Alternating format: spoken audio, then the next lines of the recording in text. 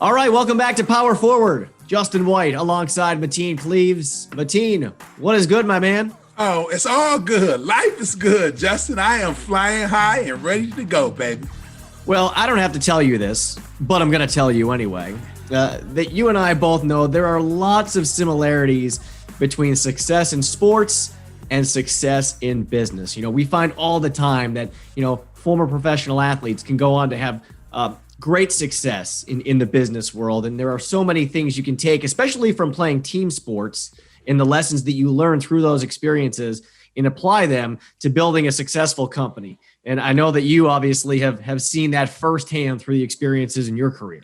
Oh, no doubt. Definitely, man. And it goes hand to hand, man. Usually, I won't even go into, because we'll talk about this stuff, but a winner will always find a way to win. I'll just say that. And you didn't have any idea, or you didn't really know, I would say, how well those skills would translate, right? I mean, just speaking about your personal experience, I mean, in team sports, both at the collegiate and the professional level, or maybe did you have an idea that maybe one day that you could take those skills and translate them to a job in the business world? You know what? I didn't know. Well, our guest today knows all about this topic as well. He had a 20-plus year career in athletics, starting as a basketball player and then as a coach and also as an athletic director. So he got the full spectrum of the experience as far as team sports go. And he is now an executive coach, a leadership trainer, a professional speaker, you name it, he does it. And we are pleased to welcome him, Jamy Bechler. Jamy, welcome to Power Forward. Great to have you with us. Hey, glad to be here. Appreciate you having me, Mateen and Justin. Thanks a lot. I look forward to this. So we are always very fascinated to find out how people who used to be in the sports world, like yourself, ended up in a job like the one you have now. So give our listeners a little bit of insights into how you got into this gig. Well, as you said earlier, about a little over 20 years I spent as a college athlete, a college coach, and then a high school athletic director for a couple of years at a place with the 5th largest gymnasium in the country, huge in boys basketball. And but I always had this passion for leadership. Never realized you could really make $1 at it. Never realized that you could really make a living at helping other people become better leaders, helping cultures become better. I was just like organized athletics. That's all I've ever known. And so I got certified as a John Maxwell leadership coach 1 year as an athletic director, just kind of to help me as an athletic director, help me be better with our coaches, to coach them up better, to lead them better. And then while I'm going through the certification and training, I realized, wow, I could take my passion and I could go out and help other athletic directors, help other coaches to reach student athletes.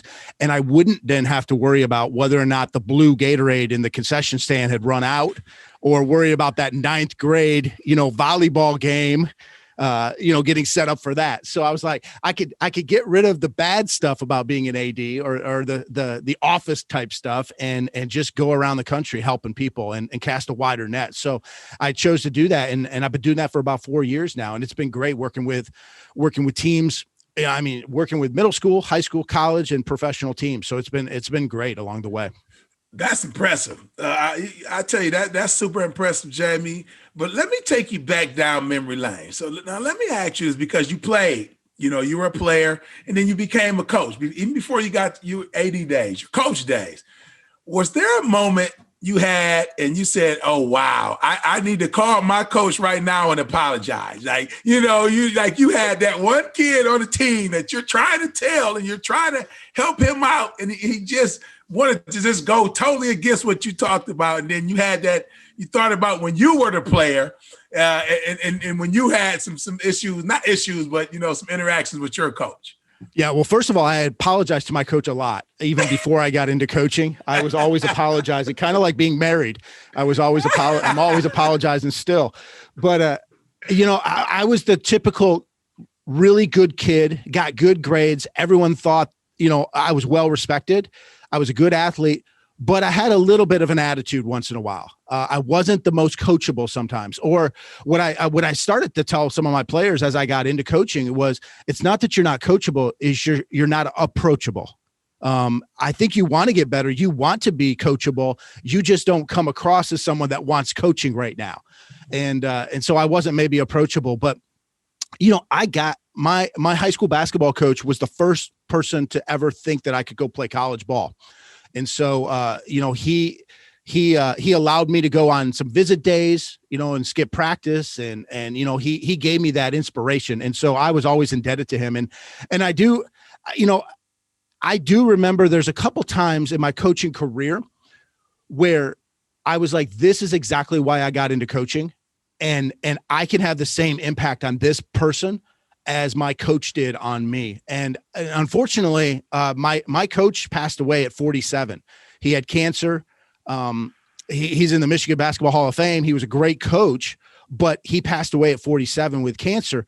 And what I did was I taped the year that he passed away. I taped his obituary on my wall right above my desk. So when I'm sitting at my desk every single day, I'm seeing his obituary and reminding myself of what the impact was that he had on me so that I could go out and have the impact on other people. Now, I wish that I was 100% with this. I wish all my players invited me to their wedding. I wish all my players, still kept in touch with me. There's some that hate my guts, but there's a lot of players that reach out to me still. And there's one in particular that she was actually my starting point guard.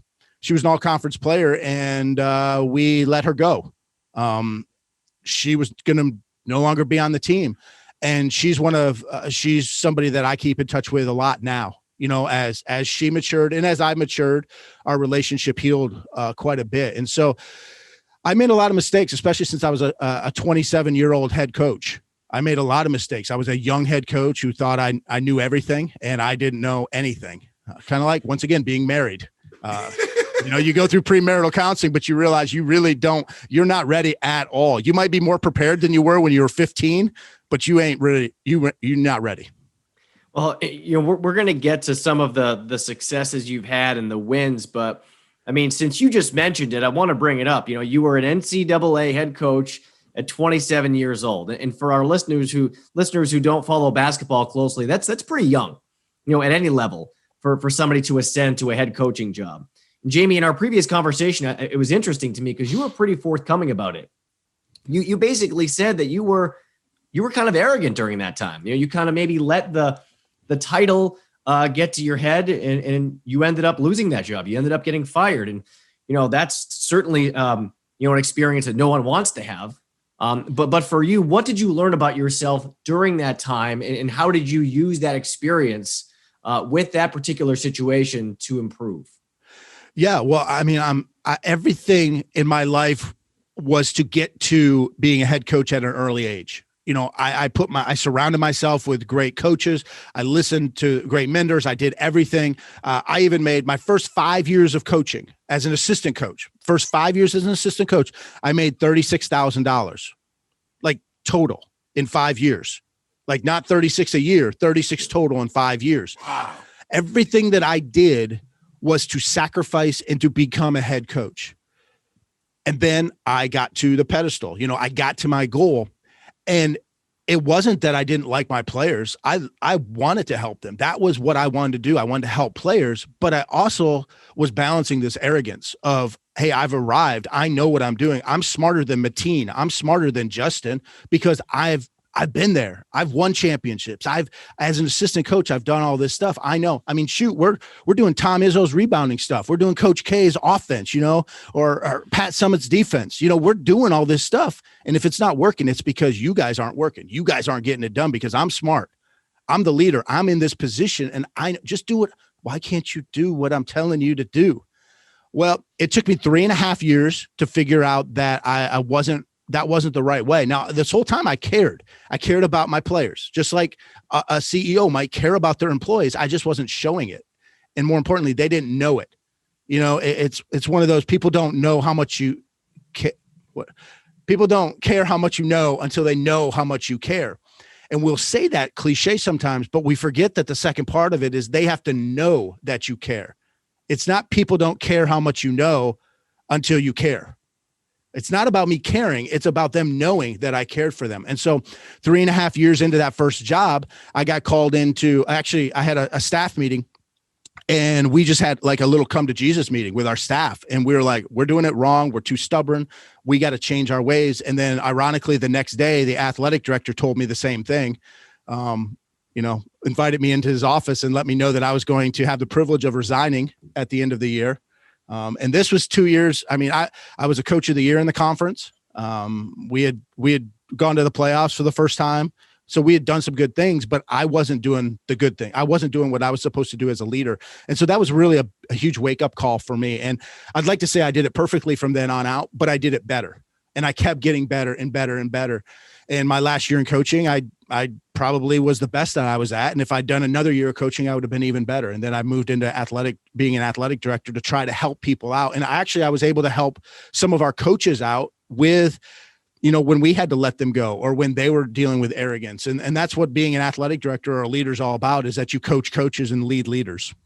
Wow. I know. And I know, when you had to resign or, as from coaching, now that's a moment there because it's two ways you can go. You can play victim, you can blame, or you can look in the mirror and say, well, maybe I could have done this better.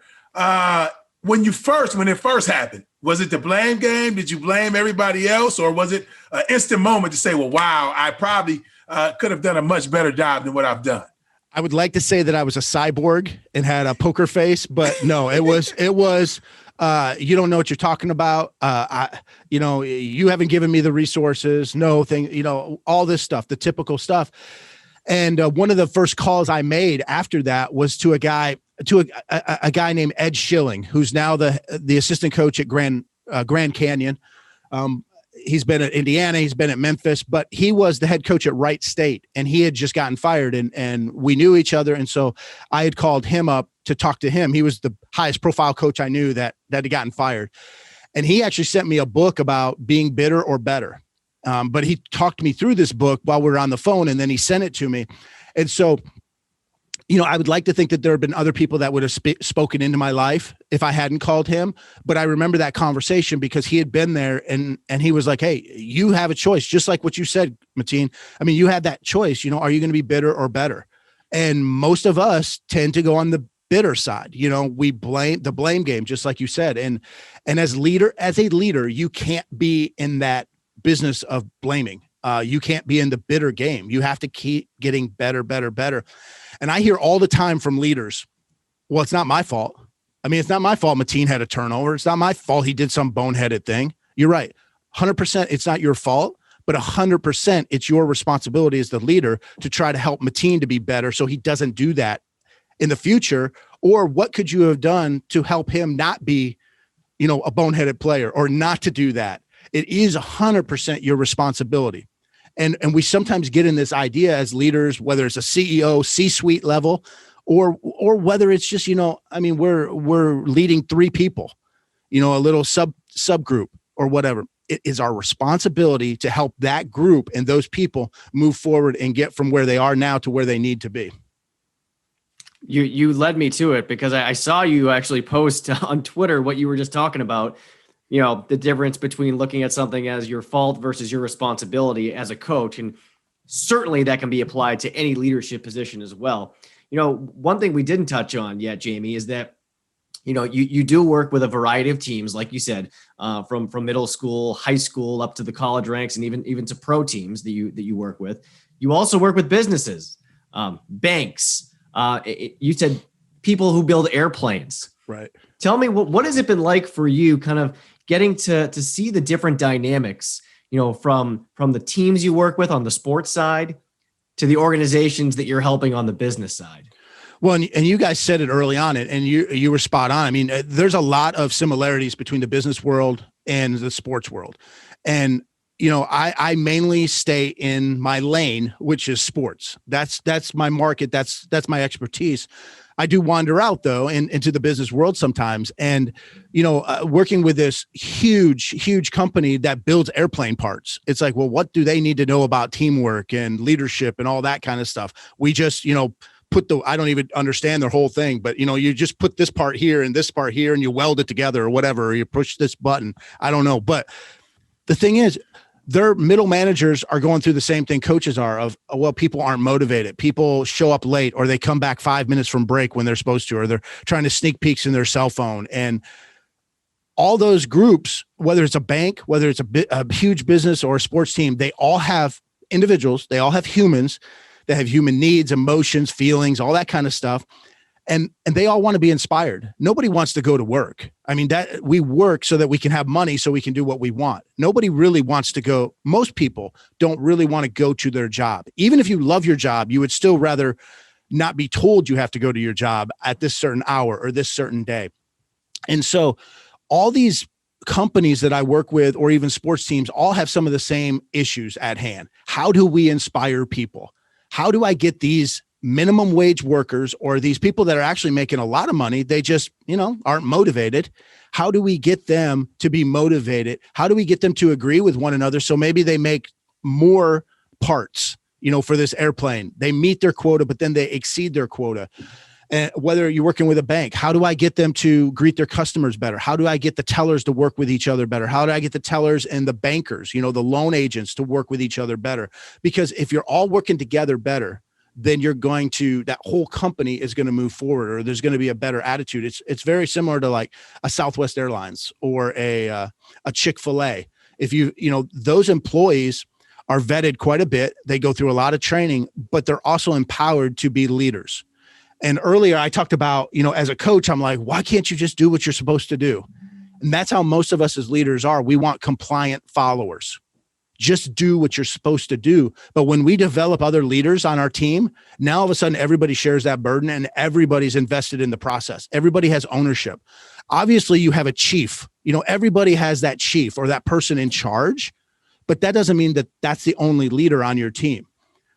Everybody, man, if you can empower other people on your team to be leaders where they can solve problems, where they can take an interest in what's going on, at Southwest Airlines, and certainly nobody's perfect, but Southwest Airlines, they intentionally or purposely don't say the customer is right. They're not about the customer experience. They're about making sure that their employees love their job and that their employees feel empowered and take ownership, because when that happens, then they're naturally going to make customers feel good. They're naturally going to try to solve problems. And if you've ever had a problem with an airline and, you go to Southwest, they might say no, but they're going to try to work with you. And at least they're going to smile. You go to another airline, it's like, you're a bother to them. No, we can't do that. And they don't even smile. They're not even feeling your pain. And so I think sometimes we have to equip our people. Obviously we have to teach Mateen how to dribble. We have to teach him what our plays are. We have to teach him, what our philosophy is, but then we have to empower him to then take it upon himself this is his team. This isn't Tom Izzo's team. Well, we all know, Tom Izzo's a larger than life figure, but the best teams we're not doing this because Izzo told us to. We're doing this because, one, we know, like, and trust Tom Izzo, and we believe in him. But two, we know, like, and trust each other. And we want Michigan State to be awesome. We want to take ownership in this, or whatever company you're in. When it starts to be, this is our boss's, fill in the blank, this is our boss's team, or this is our boss's decision, all of a sudden you don't have that buy-in, and all of a sudden the best you're going to get as a leader is compliant followers. Yes, you make a great point, Derek. And Coach Izzo, you mentioned Coach Izzo. He always say, player-led teams are better than coach-led teams, and that's the relationship that me and him had. And 9 times out of 10, whenever we had a meeting, me and him, it was always, what do you think?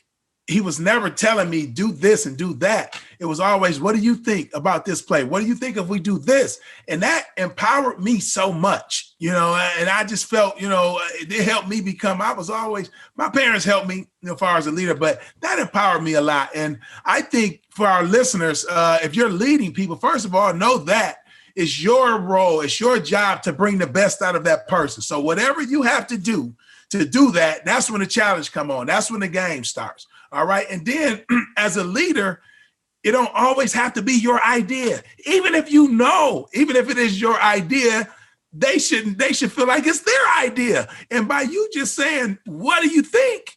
There you go. Boom, there it's your wording. So be very careful how you word it. And I'm sorry, but I always like to talk to our listeners, and hopefully, because I want them to catch some of the terrific things that you're saying. So good job on that, Jamy. Empowering is very important when you're leading people. Yeah, obviously you have to equip them. They have to have the tools, and you'll hear this a lot of times with, whether it's a broker or whether it's a bank teller or no matter what industry you're in. Well, I don't know how to do this. I don't know how to do this, or they never told us how to do this, or I don't, so you do have to equip them on doing their job, period. But then you have to enable them or enrich.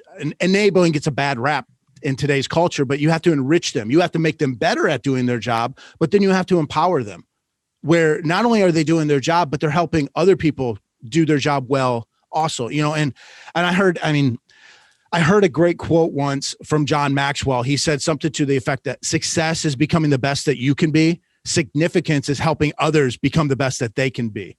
And the best teams are going to have people that lift each other up and make each other better. And I know for years, Mateen, people would say that about you, that as a leader or as a point guard, you're making your teammates better. But you could be a post player and still make your team better. You could be a custodian and still make your team better. Because there's I got a direct message a little over a year ago from a guy who played pro ball. He had been an all-conference player at Michigan. I knew who he was. His name was Deion Harris. Okay, Deion Harris played at Michigan, and then he played 10, 15 years overseas. Heck of a player. Yeah. And I knew who he was all these years. Well, he reaches out to me out of the blue, and he says, I just want to thank you for what you said to me at Michigan's camp back when I was a sixth grader. And I was like, I'm sorry, man. I didn't coach you. I didn't say anything. I'm sorry about that. He's like, yeah, you did. I said, no, I coached another kid with your last name, but I thought that kid had a cousin there. So you were probably the cousin. And he's like, no, that was, and I forget if it was his first or middle name, but he's like, no, that was me. When I got into high school, I used my middle name. And so all these years, I knew who this guy was, but I never made that connection that he was this kid I coached. But anyways, here's the point of that is I didn't say something to him that got him from a sixth grader to a professional basketball player. What he said was I was essentially the first person to give him confidence that he could play point guard at his height, because he was a little taller than other kids and nobody else wanted him to play point guard. And I gave him that confidence, and all week long I gave him that confidence, and it kind of gave him the confidence to go on to his next camp or to continue playing ball that summer. Now, I didn't take him from sixth grade to pro. I took him from sixth grade, 1 week in June to maybe sixth grade 1 week in July. And then somebody else took over from there. So that's where I go with a custodian, a low-level employee, anybody on a team. You're not taking somebody from where they are now all the way to the finish line. Sometimes maybe you're just encouraging them, helping them out, making them better for that day so they can move on to the next 30 minutes of their life or the next day of their life. And that's what legacy is about. Sometimes you're making people better, not getting them to the finish line, but just helping them move forward to that next day. And so many of us are depressed. So many of us deal with mental health. So many of us have issues in our life.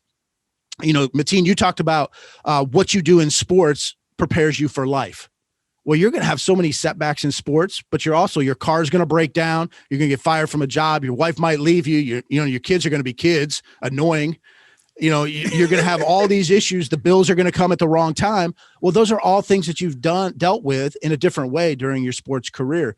And if you have good teammates, great teams have great teammates. And if you have great teammates that pick you up when they need to pick you up, that's huge. And so, I tell that story about Deion Harris only because I didn't know what his future was. I obviously knew he was a talented sixth grader, but I didn't know what his future was going to hold. But I tried for that limited time that I had him to speak encouragement, to, hey, this is what you could do to be a better ball player. I'm not thinking he's going to be a pro. I'm not a dude sitting around and being like, all right, this kid's a pro, this kid's a pro, this kid's not. So I need to make sure I have this kid's email address. I need to keep in touch with him. I need to be his agent. I need to latch on to him. No, it was just, hey, here's a kid who wants to be better. Let's help him. And so we always have those people around us. How can we help everybody around us be better that day so they can get on to the next day? You've coached a lot of different teams in your career, Jamy. You coached women's teams, you've coached men's teams. I'm curious, when it comes to the best teams, and you think back, the common denominators, of the most memorable teams, and maybe it wasn't the team that won the most games or scored the most points, but when you think back on your career about some of those teams, which ones really stand out, and what were the common threads that you say to yourself now, I can see clearly why those teams were so good? Yeah. And it's piggybacking on what I just said. They liked each other. They played for one another, and they trusted me as a coach, and I trusted them. I asked them questions. They knew that I cared about them. There was this whole thing where we're in this together. Now, obviously there's going to be a little part of, well, Coach Bechler said we got to do this, or Coach Bechler, called this play. But you try not to call any play that doesn't enrich them, that doesn't make them better. Early on, I had this hot shot recruit. We recruited her because she scored a bajillion points a game. She was an amazing scorer. Well, her freshman year, she's playing for us the 3 spot. Well, in my offense, the 3 catches the ball and reverses it most of the time. The 3 in my offense does this. Well, I kept banging my head against the wall, subbing her out, getting ticked off at her because she kept trying to score. She'd ruined my offense. And it's like, after a while, I don't even know if someone spoke to me about this, but I just realized, wait a minute, I didn't recruit her to be a passer. I didn't recruit her. So I either need to change my offense, or I need to put her in a position where she can utilize her skills. And so as I went along as a coach, the best teams, and I'm thinking of one in particular, it didn't matter if you couldn't dribble with your left hand. If Mateen couldn't dribble with his left hand, so what? I didn't put him in a position to go off a ball screen where he has to dribble with his left hand. Or if this kid can't shoot a 3, why am I going to, put them in a position where they're going to catch the ball at the 3-point arc and be tempted to shoot that basketball? So you start to put people in positions where they can excel, but you also talk to people, you talk to your players. And in this team in particular, we had a lot of first generation college kids on this team. We had a lot of kids that nobody else recruited. One in particular, nobody recruited this young lady at all. Nobody. And she ended up being the school's all-time leading rebounder. I saw as a high schooler, I'm like, okay, she really can't score. She really can't do anything, but man, she's a tough nut. Man, she's going to be an awesome rebounder. And I'm like, you know what? If you want 20 shots a game, we're probably going to miss 20 shots sometime during this game. Go get yourself a rebound is your chance. That's when I call you a play. That's when I call your number, is when our other kids miss a shot. Go rebound and score. And she was amazing. I was greatly influenced by Tom Izzo in rebounding. And we set a national record in rebounding one year. Our rebound margin was 19.9. So we out rebounded our opponents by 20 rebounds a game. We were now, first of all, I know this isn't a basketball podcast, but the best way to have good rebounding team is to have bad shooters. So we did have some bad shooters, but I saw in this young lady that she had a desire. She wasn't scoring a lot of points. She wasn't flashy, but man, I knew that she would be someone that would go to bat. And so if Mateen shoots the ball or Justin shoots the ball, they could shoot the ball with confidence, knowing that this young lady is going to have their back. And so that's key on the best teams, and on this team in particular. They all had each other's back. They didn't care if someone shot the ball and they didn't get to shoot the ball. Hey, a missed shot is a pass to you. Every missed shot is a pass to you. And that's how they kind of took it. So, but they took it like, hey, we're all in this together, this collective responsibility. So I think that's important. You have people listening to this that maybe are salespeople or out there on the front line selling, and they don't think, all right, I'm a teammate with the billing department or with HR department or with, whatever, accounting. Well, you're all in this together, because if one part of that company doesn't do their job, it can make everybody look bad, or it can hold you up, or you're having to apologize to your customer 4 times because somebody in this back office you've never met screws up and doesn't do their job. So everybody is working together. That's why you take donuts to your custodians. That's why you take donuts to people in the office that you don't know, or you're nice to people. You're all in this together. Love it. I love it. And everybody has a role in your success, no matter what the role is. I love that. And hopefully guys, took heed to that. That's a heck of a point, Jamie. And you talked about making a change when you changed your offense. Okay. Cause you were saying my offense. So that's a pride thing. That's an ego thing. So I kind of caught where you were going with that, and you were smart enough to change that. So kudos to you. But let me ask you this. Have you ever had to make a change to your approach to a person? Because we have leaders that's listening and they say, well, I tell them this, they just not getting what I'm saying. Well, I keep telling he just don't want it. Or, I hate when leaders say that they just don't want it. Okay. So I think some of the great leaders, sometimes you got to change your approach to that person. Everybody's different. Everybody's wired different. Yeah, you can holler and scream at me because it don't bother me, but that might take the confidence from the next person. So I say all that to bring it back to my question was, did you ever have any kids or anybody you led or whatever that sometimes you had to change your approach and adapt your approach to their liking? Absolutely. And it might've been in the same day. Because people are different. And I'll give you I'm the king of bad analogies, but Mateen, you got a nice suit on there. I'm assuming you didn't buy that suit for $100 off the rack is my guess. But, you go to a tailor. All right. You go to a tailor, they measure you up. Everything's good. They give you a suit that's right for you, that fits you. You go back to that tailor 8 months later. A year later, they don't say, oh, Mateen, good to see you. Here's a suit for you. Because you could have went to a department store and got that off a rack. They measure you up again, even though it's only been a few months. They measure you up again because they want to make sure that it's right for you today. Well, as coaches early on, especially, I had to learn this the hard way, is that just because I know Mateen or in recruiting, or because I knew Mateen in preseason, doesn't mean I know Mateen now.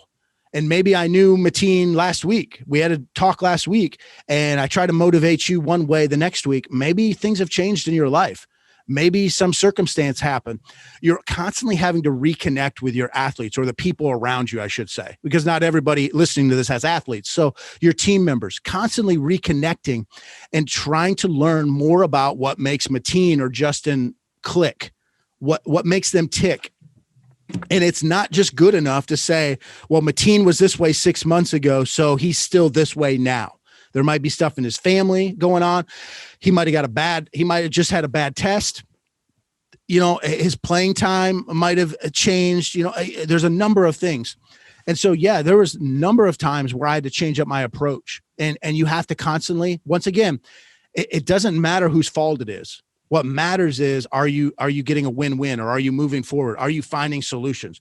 I try to talk a lot about positivity, and not like, pom-pom positivity, not like the cheerleaders. And we've all been there in games, 20 points down with a minute to go, and the cheerleaders are still using their "we're number one" cheer. It's like, no. We're not number one, and we're not going to win right now. All right. Not pom-pom positivity, but the positivity of, we're going to find solutions. We're going to look for ways, optimism can be a strategy. Positivity can be a strategy, not just, wishful thinking. And so, you're trying to find, all right, what can I do to help Mateen get to where Mateen needs to be? And obviously it needs to be within the team setting as well, whatever team you're in. But how can I talk to Mateen or talk with Mateen? And a lot of times that comes with listening. There's a great book, 7 Habits of Highly Effective People. And Stephen Covey, in that book, one of his 7 habits is seek first to understand, then to be understood.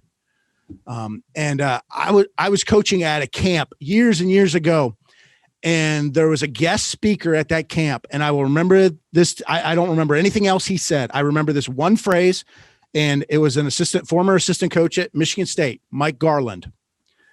Mike Garland said, learn to listen and listen to learn. Learn to listen and listen to learn. And I say that to my 11-year-old all the time, and he rolls his eyes. He goes, we know. But as leaders, we don't always do that. We don't always listen to our people to learn. And we definitely don't learn to listen. because we just had this verbal diarrhea. We're just going to, everything that we know, we're going to tell you how it's going to be. I'm going to tell you, Mateen, how you feel. Justin, I'm going to tell you the way you need to do this because I know better than you. Well, learn to listen and listen to learn. Understand where they're coming from. And that goes a long way, whether you're a sports team, a business, or your family members, politics, all that stuff. Understand. Seek first to understand, then to be understood. Don't just, hey, I'm going to spew forth stuff on Facebook and you're going to understand me and you're going to come over to my side. No, I'm going to understand people so that then I could talk with you and we can figure out a solution. We can figure out how to get to where we need to go. Listening is such an underrated skill. It really is. You bring up a great point. And, a lot of people ask me about interviewing athletes, like Mateen back in the day, going into the locker room. Well, what was it like? How did you know what you were going to ask? And I always told them, I had a kind of a list in my mind of questions I wanted to ask, but I always made sure I was listening to their answers because the best questions were follow-up questions based on their answers. And I still use that to this day in every interaction. Go into a meeting with a game plan, with a strategy, but you also have to be able to adapt based on what happens during that meeting. It's the same thing in a game. It's going into a game with a game plan, but you got to adapt based on what the other team does.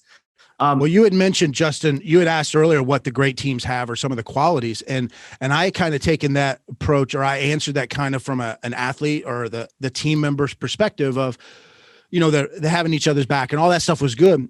But one thing that I think a lot of great teams have is coachable team members, but coachable team members, not just teammates, everybody on that team, from the trainer up to the head coach. And I've seen some of the best teams have coaches that are amazingly coachable. And I know in your neck of the woods, you guys have a head coach with the Pistons, but I got to know him, Dwayne Casey. I got to know him.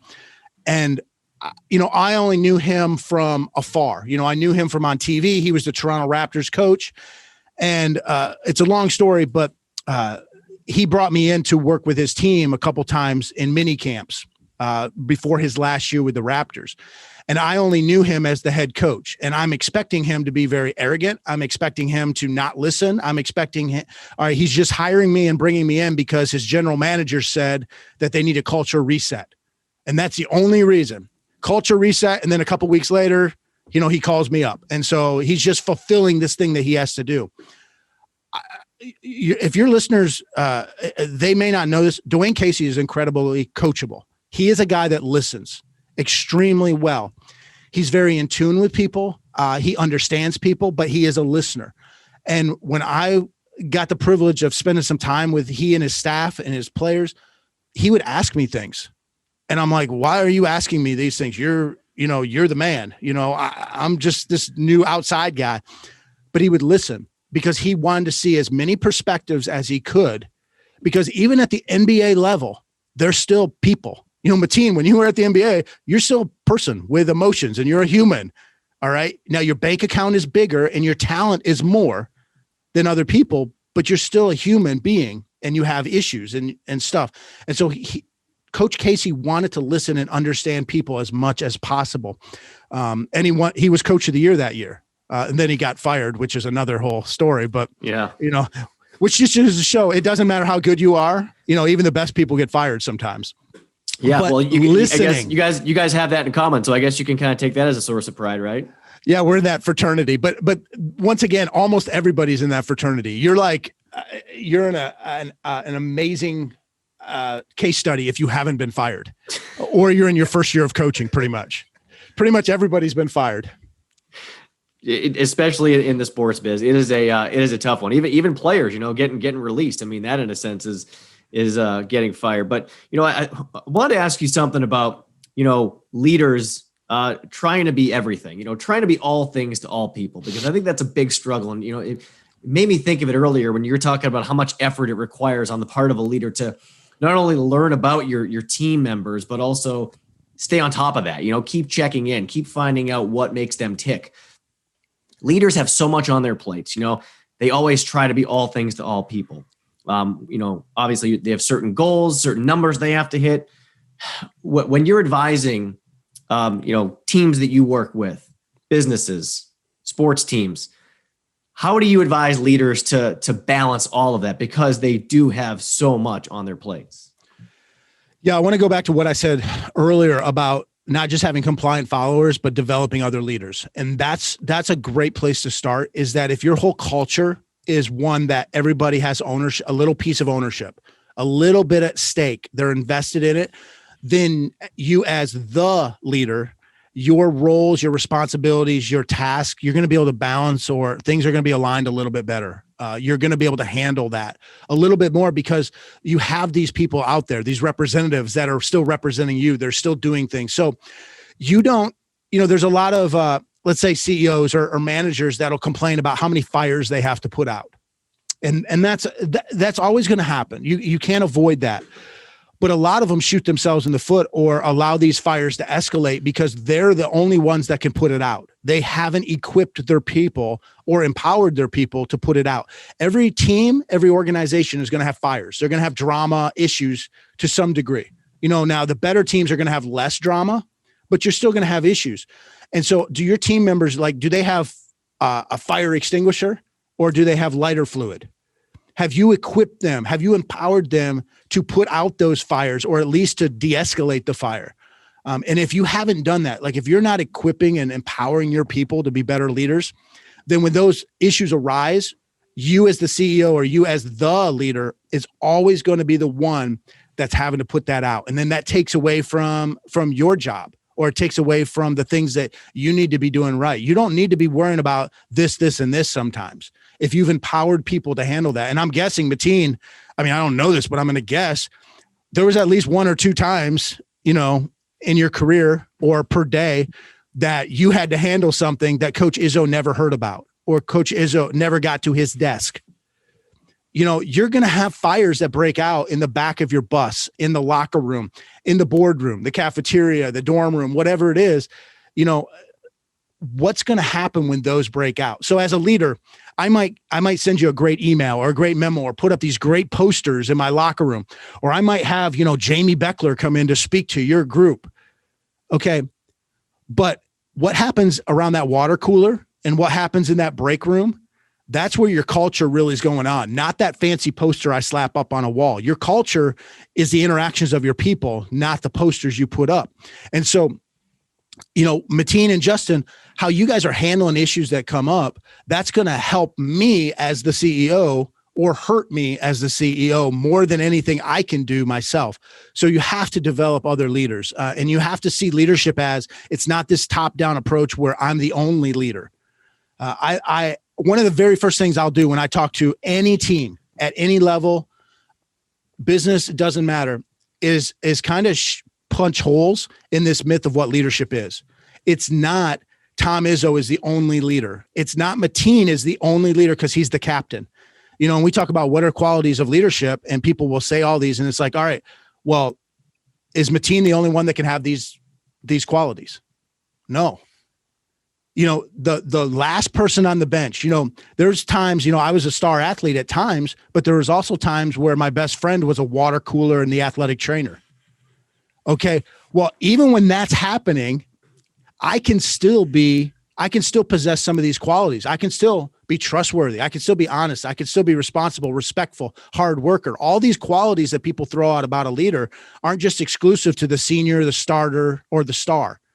Me as a freshman bench warmer can still have some of these roles or qualities. And so we try to shoot holes in that so that everyone understands that it's about influence. It's about one person influencing another. And I'll throw this last story out to you, is that I see it as the wave. A lot of us haven't been able to be at big games, recently because of COVID, but we've all been to these big games where the wave goes on.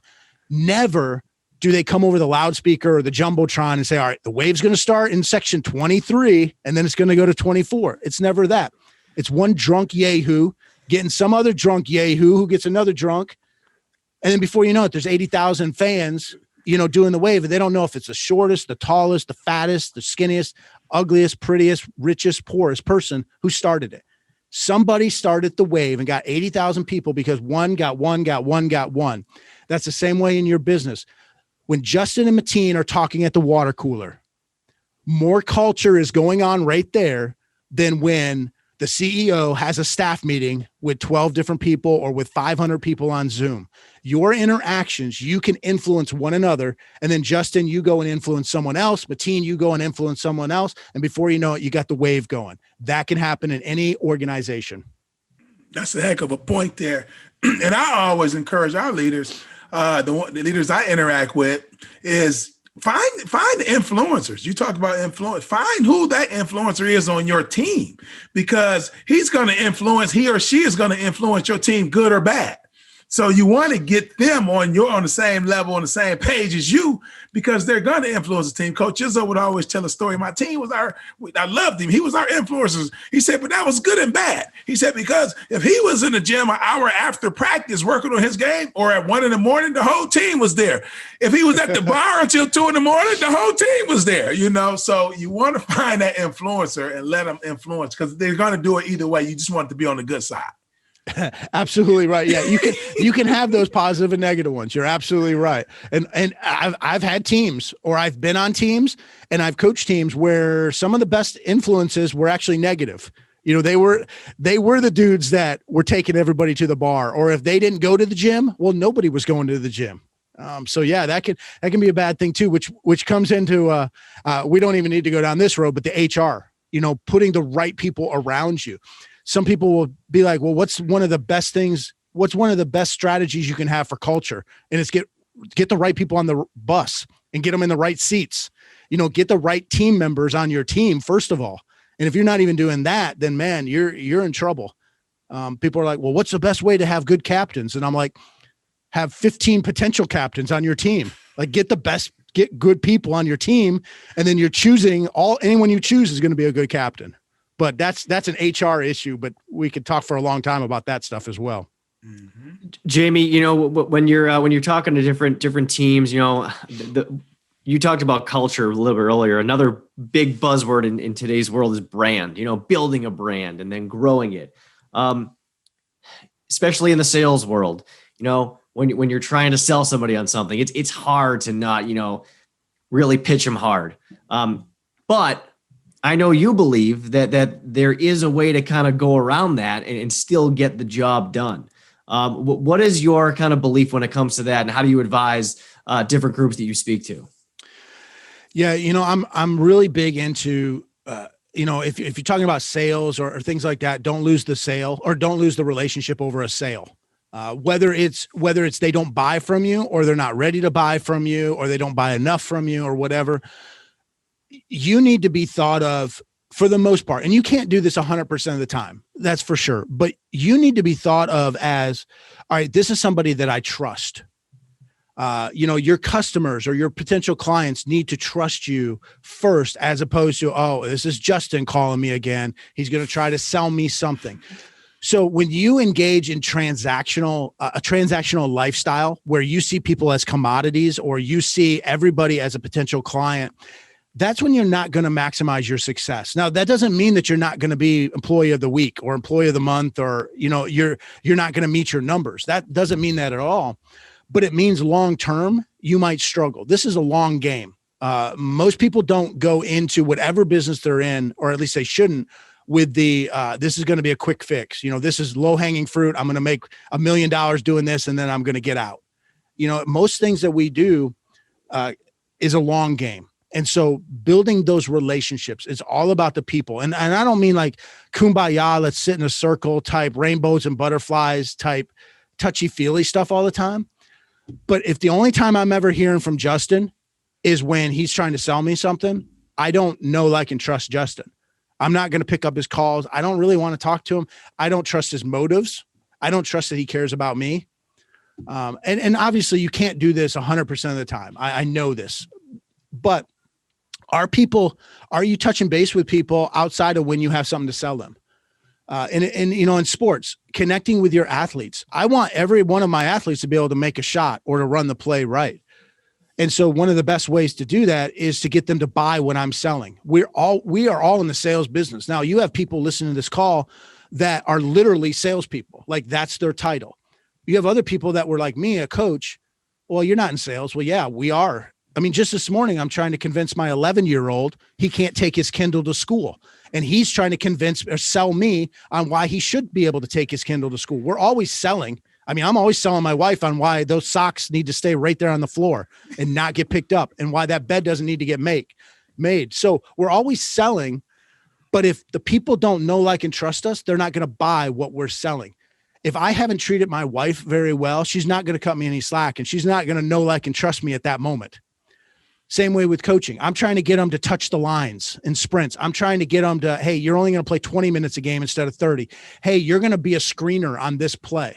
You know, you're not going to get the last second shot or whatever. I'm trying to sell them on stuff. And if they're not buying what I'm selling, then we're not going to be successful. And they have to know, like, and trust me. And that only happens through connection, to listening, like we talked about earlier, listening, understanding where they're coming from. And I think a lot of times, even in the sales business, we don't do that. You know, we just have to talk. We know why our product is best. We know the features. You need this product because the features say it's a great product.